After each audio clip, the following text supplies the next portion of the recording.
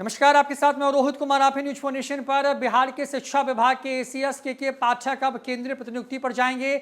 लंबे अरसे से विवादों में रहे के पाठक को लेकर के बिहार सरकार ने फैसला ले लिया है और उनको उनके आवेदन के बाद एनओसी दे दी गई है, यानी कि अब उनको बिहार सरकार यहां से रिलीव करने को तैयार हो गई है। बड़ी बात यह है कि सड़क से सदन तक, शिक्षक से लेकर के विधायक तक के पाठक के खिलाफ जो है आवाज बुलंद करते रहे। आज की ही बात करें तो आज सदन में जब के पाठक को लेकर के जब एक सवाल जो है सदन में उठाया गया प्रश्नकाल के दौरान, तो बिहार के डिप्टी सीएम सम्राट चौधरी खड़े हो गए थे। उन्होंने ये कहा था कि मुख्यमंत्री नीतीश कुमार के साथ उनकी आज दोपहर में मीटिंग है और उस मीटिंग के बाद जो है के पाठक पर बड़ा फैसला होगा, क्योंकि सरकार का फैसला हर कीमत पर मानना ही होगा। तो ये बड़ी खबर आ रही है बिहार से निकल के सामने, जब अधिकारी के पाठक जब से शिक्षा विभाग के एसीएस के पद पर आए थे उसके बाद से लगातार विवादों में थे। चाहे स्कूलों के टाइमिंग का मसला हो, बिहार में नियोजित शिक्षकों को समान काम के लिए समान वेतन दिए जाने को लेकर के जो सक्षमता परीक्षा थी उसका मसला हो, राज्य भवन के साथ जो उनका टकरार हुआ हो कुलपतियों की मीटिंग बुलाने को लेकर के, या फिर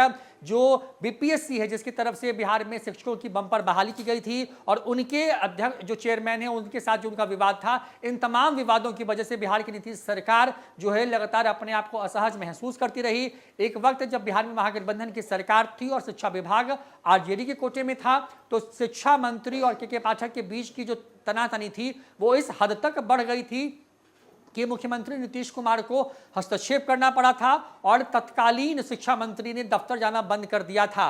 उसके बाद की बात करें, जब महागठबंधन की सरकार अपने आखिरी दौर में थी बिहार के अंदर में, जब बिहार में शीतलहर का प्रकोप था, तो कई जिलों के जिलाधिकारियों के साथ जो है के पाठक की जो है एक तरीके से तीखी तकरार दिख रही थी। पटना के डीएम के साथ ही उनकी तकरार इस कदर बढ़ गई थी कि बिहार के मुख्य सचिव को इस पूरे मामले पर हस्तक्षेप करना पड़ा था। तो बिहार के अंदर में तमाम चीजें होती रही हैं और के पाठक को लेकर के बड़ी खबर सामने आ रही है, क्योंकि दिल्ली से वो कल ही यानी कि बीते बुधवार को लौटे थे पटना एयरपोर्ट पर। हमारे संवाददाता ने उनसे बात करने की कोशिश की थी, लेकिन के पाठक वहां पर कुछ भी कहते नजर नहीं आया। लेकिन ये जानकारी थी कि के पाठक जो है केंद्रीय प्रतिनियुक्ति पर जाना चाहते हैं। जिस तरीके का दबाव था उनके ऊपर, उस दबाव से बचने के लिए संभवतः ऐसा फैसला वो चाहते थे कि उनके पक्ष में हो।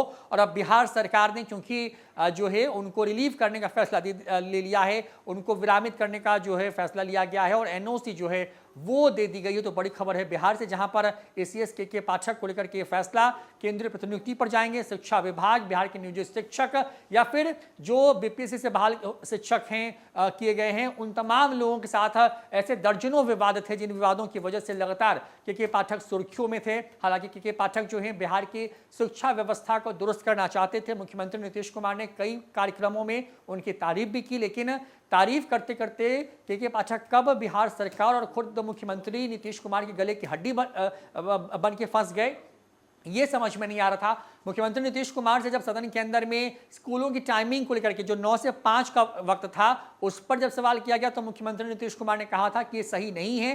3:45 से 4:15 के बीच में ही शिक्षक को स्कूल में रहना चाहिए, ये बात कही गई। लेकिन बावजूद उसके न के पाठक न ही शिक्षा विभाग की तरफ से कोई अधिसूचना जारी की गई थी और उसके बाद से लगातार जो विपक्ष है वो हमलावर था।